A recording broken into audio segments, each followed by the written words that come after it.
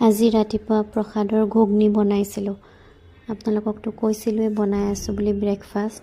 ফাৰ্ষ্টতে মই বুট মগুখিনি বইল কৰি লৈছিলোঁ। বইল কৰি লোৱাৰ পিছত কেৰাহীত তেল দি তাতে অলপ গোটা জিৰা দি দিছোঁ, তেজপাত আৰু শুকান জলকীয়া দি অলপ দেৰি ভাজিছোঁ।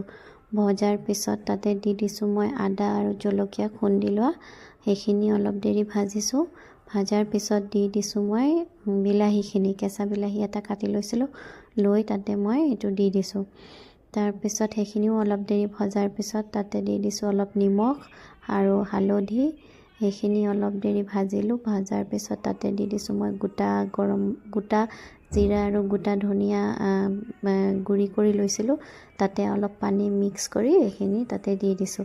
সেইখিনি অলপ দেৰি ভাজি হোৱাৰ পিছত পানীখিনি যেতিয়া শুকাই গ'ল, ভাজি হোৱাৰ পিছত মই তাতে বইল কৰি লোৱা প্ৰসাদখিনি কুকাৰৰ পৰা উঠাই তাতে দি দিলোঁ। সেইখিনিও ভালকৈ ভাজিলোঁ।